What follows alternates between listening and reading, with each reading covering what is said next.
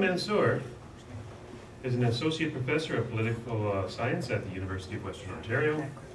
He's the author of Delectable Lie, a liberal repudiation of multiculturalism and Islam's predicament, Respectance of Dissident Muslim, and has published widely in academic journals such as Jerusalem Quarterly, the Journal of South Asian and Middle Eastern Studies, American Journal of Islamic Social Sciences, Arab Studies Quarterly, and Middle East Quarterly.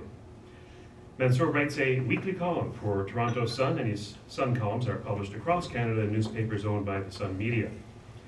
He wrote a monthly column for the magazine Western Standard out of Calgary, and periodically for National Post. He is published in the Globe and Mail, the National Review Online, frontpagemagazine.com, in the web magazine pjmedia.com in the United States, and in the Canadian Observer. With these many credentials and obvious expertise in the area of multiculturalism, one might think that book publishers and the Canadian media would seize the opportunity to find such a Muslim who opposes both the official doctrine of multiculturalism and open immigration in Canada from Muslim countries, but the opposite in fact is true. Even public libraries across the country have chosen not to carry his book, Delectable Lie, and put it on their shelves, only proving our point here tonight that multiculturalism and moral relativism are taboo subjects for the establishment, and all the more reason we need people like Salim Mansur to be heard. Please welcome Salim Mansur.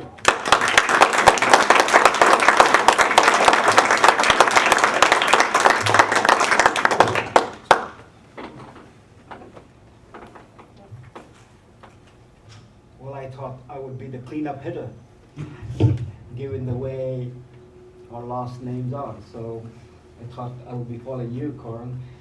Michael, my good friend. You often do. And that just as I follow you with the pages of the Sun Media, I would come up and do the cleanup hitting. Anyhow, thank you so much, Bob and Robert and Freedom Party, for inviting me and to ask me to share some of my thoughts on a matter which I thought I'd put it down on paper and not depend upon my habit of going into a classroom with nothing else but sheets of paper and let the dynamics in the classroom develop. So I thought, no, I'd do what Lincoln did, but nowhere close to Lincoln. He wrote his speech down meticulously over many drafts that was for 3 minutes long. And so a 3-minute speech or a 10-minute talk needs a lot of draft. Gary Wills, the historian of University of Illinois, wrote a book about it called Lincoln at Gettysburg. So I thought I'll take that good advice and put my thoughts on paper rather than go random and extempore.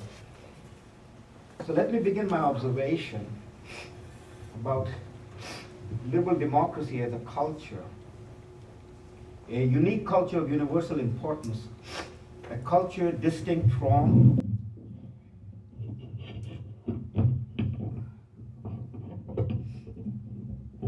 cleanup hitters are not normally short people. A culture distinct from, and I want to emphasize, superior to all other cultures. The core principle, a foundational value of liberal democracy is individual freedom and unalienable rights, inherited from Judeo-Christian teaching, but which are of universal value. The cradle of this culture is in the West. Its first iteration was in ancient Greece, and then once Greece faded away and the West, after the collapse of the Roman Empire, declined, the beacon of individual freedom lay dormant until lighted once again in the northwestern part of Europe, and from there, over the next 500 years, the idea of liberalism evolved, matured, spread as a distinct philosophy and the foundation of a polity as worked out in Britain, the Netherlands, France, and the colonies in the New World. It, however, remains fragile in a world that is predominantly non-liberal, if not anti-liberal. The history of liberalism is rich and unique, and the success of liberalism in the making of the West as relatively most free in terms of individual rights and their protection, and the most advanced in terms of science and technology, is proof of the superiority of liberal democracy as a political system and a culture over all other competing political systems and cultures in history. By logic, then, of maintaining, protecting, and advancing liberal democracy, education at all levels characterized as liberal and representative of liberalism would be one that would advance the virtues that are characteristic of a healthy liberal mind in individuals and in society that values liberalism as a defining creed or doctrine. Such an education would build upon the premise of liberalism and educate students as citizens of a liberal democracy in the rich tradition of liberalism in philosophy and the arts, in science, in history, in literature, in political economy, and in studying other cultures with an open and distinct mind. In contrast to liberal democracy, multiculturalism promotes the idea that all cultures are equal. And it is this premise as the foundational value of multiculturalism that runs counter to liberal democracy. Once this premise is turned into an official doctrine, as has happened in Canada, Section 27 of the Charter of Rights and Freedom, and the Canadian Multiculturalism Act of 1988, what is set in motion, logically speaking, and whether it was intentional or not is beside the point, is a doctrine that insidiously undermines liberal democracy from within. It is as if a tube of acid has been poured on metal, which then in time will corrode the metal and destroy its properties. The central proposition of multiculturalism, that all cultures are equal and democracy and deserving of equal respect, is untrue. How and why did anyone in a liberal democracy come to hold such a false proposition and then successfully promote it is a subject worthy of study on its own. It needs to be studied so that people may understand how cultures and civilization eventually, as Toynbee observed, die as a result not of murder but of suicide. Here I simply want to point out that multiculturalism fosters an education system, and I believe that we were meant to talk a little bit about education systems, so that's in a sense what I'm sort of focusing on in my brief remarks. Fosters an education system that is counter to the education system of a liberal democracy. So over the past 2 generations or more, we've had a systematic construction of a multicultural educational program, and the results are before us. The heart of a liberal education system is the promotion of liberalism, and this education is provided in the teaching of philosophy and history and subjects that draw upon them as a basis of study in politics, economics, anthropology, religion, sociology, literature, and the arts. In other words, education that informs and instructs on the fundamental values of a culture.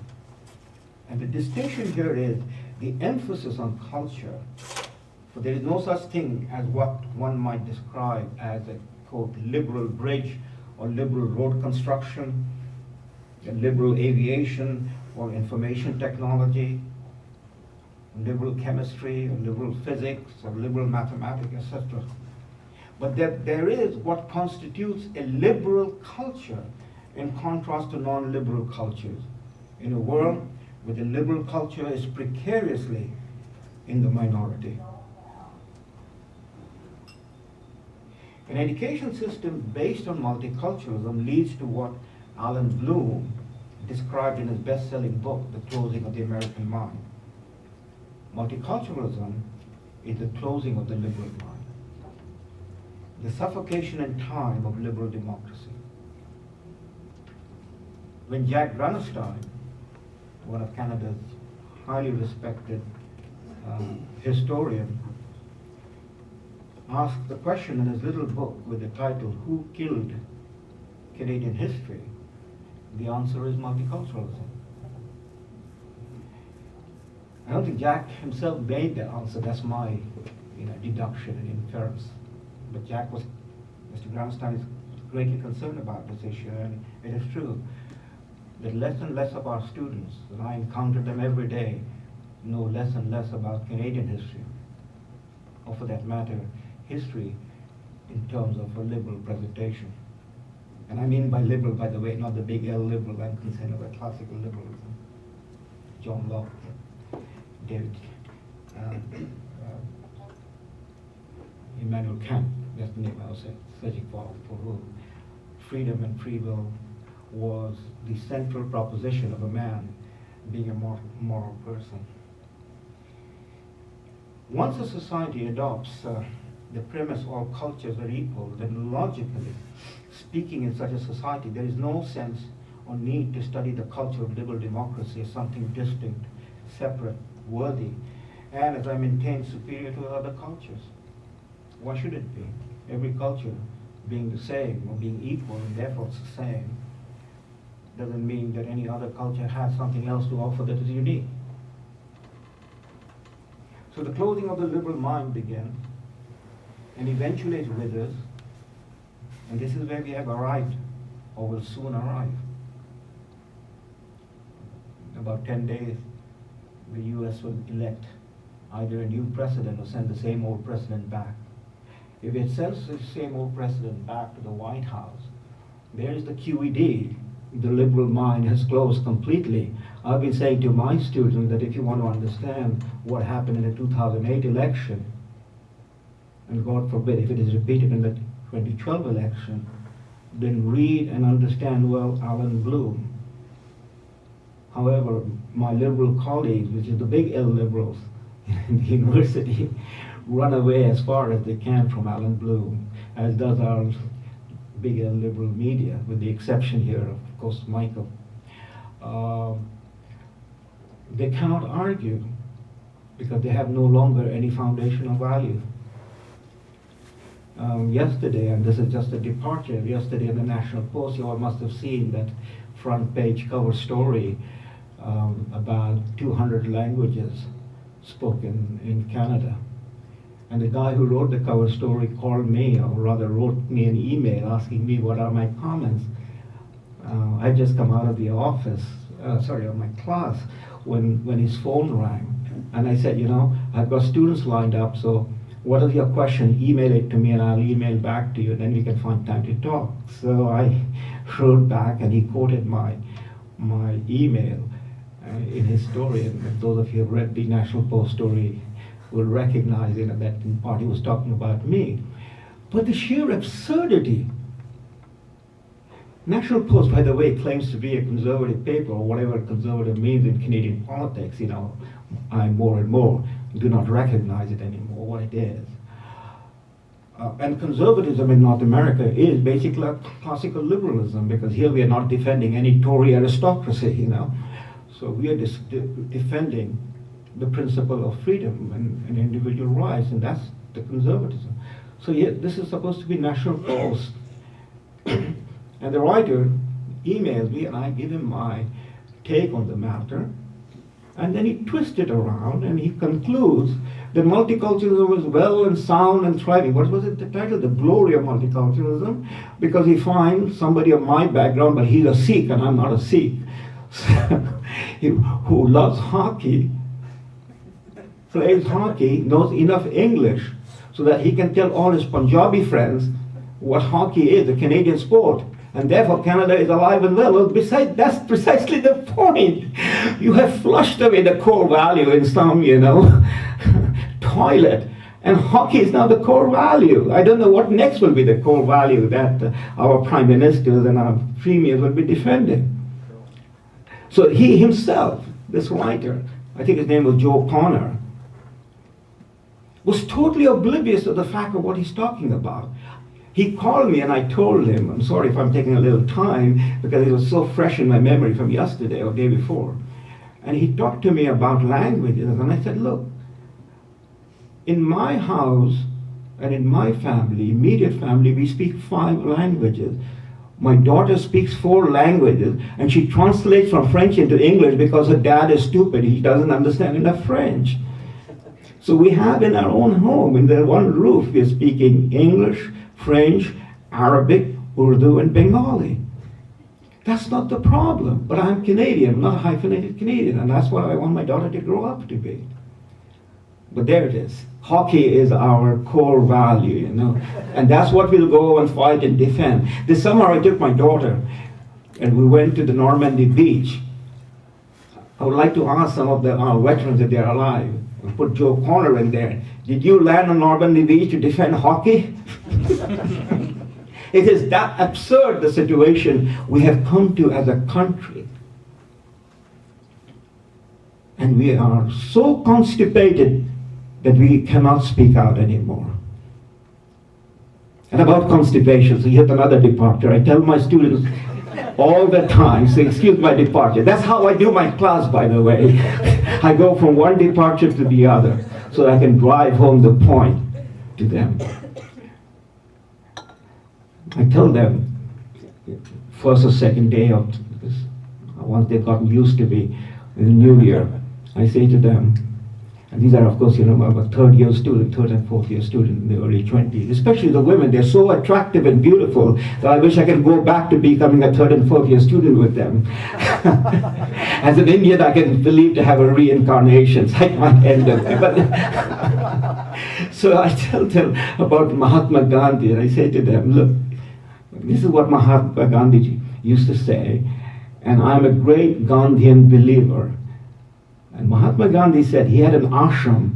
That was the shelter where people would come who wanted to work with him. And those of you who've seen the movie, you know what I'm talking about. The shelter where Gandhi used to live and people would come and work with him. And that was a place where he did his class and teaching and so on. And it's also a refuge, you know. And he would tell his people, the people who came to work with him, and that was his rule, that you rise before the sun, and the first thing you do is take a wash and go and clean your bowels. And the reason is if you don't have a clean bowel, you cannot think. So that's the constipation. We're so damn constipated we no longer can think.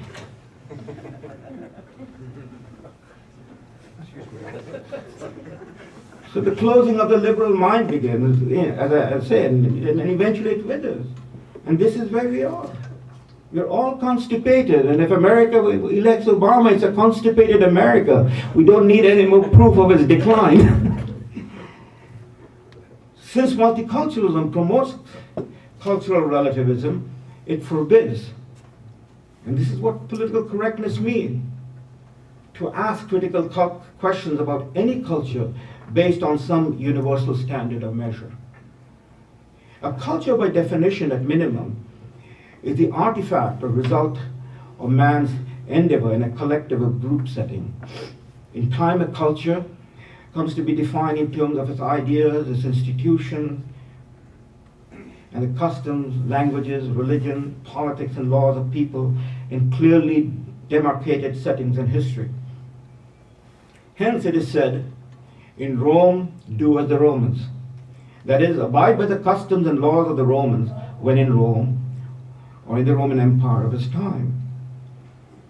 But if you are to critically assess Rome, we need to step outside of Rome and the methods of our analysis to be able then to measure, comparatively speaking, Rome with other cultures that are not Roman on the basis of some accepted universal value.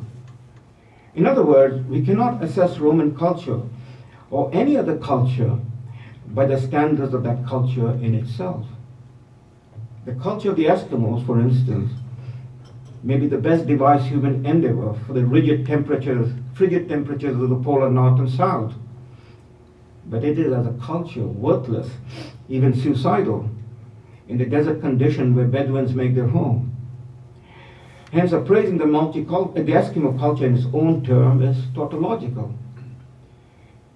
What we need, therefore, at hand is dispensing with the arguments about culture and taking philosophy as a standard of our measure. This is why Bloom wrote, men cannot remain content with what is given them by their culture is they are to be fully human.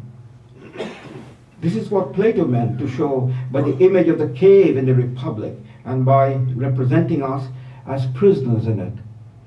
A culture is a cave. He did not suggest, that is, Plato did not suggest going around to other cultures as a solution to the limitations of a cave. Nature should be the standard by which we judge our own lives and the lives of people.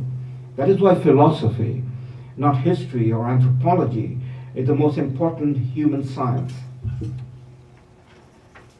Multiculturalism promotes cultural relativism on the basis of openness. Bloom responds, this point of view, particularly the need to know nature in order to have a standard, is uncomfortably buried beneath the human sciences, whether they like it or not, and accounts for the ambiguities and contradictions I have been pointing out. They want to make us culture beings with the instruments that were invented to liberate us from culture. Openness used to be the virtue that permitted us to seek the good by using reason. It now means accepting everything and denying reason's power. The unrestrained and thoughtless pursuit of openness without recognizing the inherent political, social, or cultural problems of openness as the goal of nature has rendered openness meaningless.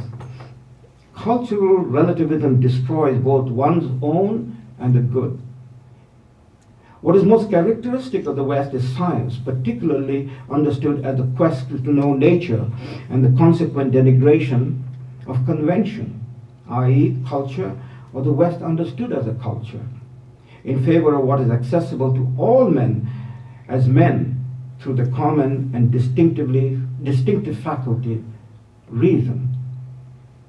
Science's latest attempt to grasp the human situation, cultural relativism, historicism, the fact-value distinction, are the suicide of science. Culture, hence closedness, reigns supreme. Openness to closeness is what we teach. That's the result of cultural relativism. And as I was thinking about this on the way back, the example that just jumps into my mind is when Obama says that NASA should devote its resources to the promotion of Muslim or Islamic science. I find that insulting because there is no Muslim, I'm a Muslim, there's no Muslim science, no more than there is a Catholic science, or a communist physics, or a Buddhist astrophysics. But that's the result. That's Obama is the complete product of this cultural relativism. He is the complete asinine depiction of the closed mind pretending to be an open mind. But since we, in a liberal democracy, adopted multiculturalism as an official doctrine, we have contorted ourselves through political correctness to be dismissive of liberalism in terms of securing and protecting individual rights and freedoms, and instead to accommodate its opposite, collectivism, that places group identity and interest ahead of individual rights. In the opposition between liberalism and collectivism is the primordial struggle between an individual seeking freedom from tyranny of the collective, be it the tribe, the class, the temple, church, or mosque, or any totalitarian ideology.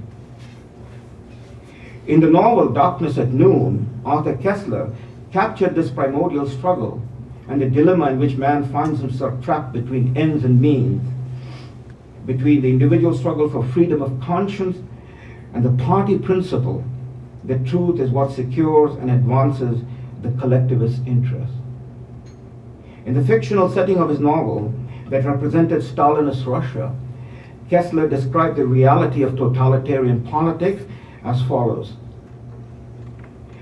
The infinite was a politically suspect quantity.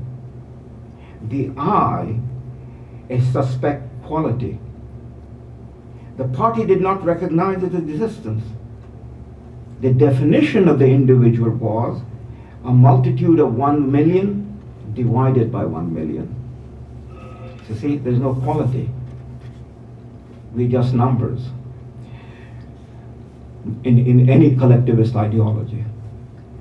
Liberalism is about that suspect quality, the individual. In multiculturalism, the individual is slowly dissolved in the vat of cultures or culture, wherein the premise of culture takes precedence over the rights of an individual to believe, think, speak, and write as a free person. The test of a liberal democracy, in contrast to that of any collectivist society, is free speech. And where free speech is under duress or curtailed, abridged or censored, may then no longer be described as a liberal democracy, protective of individual freedom under the rule of law, devised by free individuals to secure their freedoms. How greatly our liberal democracy has been undermined by multiculturalism can be seen by the extent to which free speech is under assault on the basis of protecting group identity and multicultural values. How invasive has become political correctness and speech code in our society, and how the non-existent right of not to be offended is used to abridge free speech. How odd it is that we have to turn to the victims of totalitarian societies to comprehend how endangered is the core value of liberalism and liberal democracies such as ours. Or to be reminded why free speech is the basis of all our freedoms, and in censoring free speech, we render our freedoms vulnerable to those who fear most free speech, given their penchant for power to control how others live.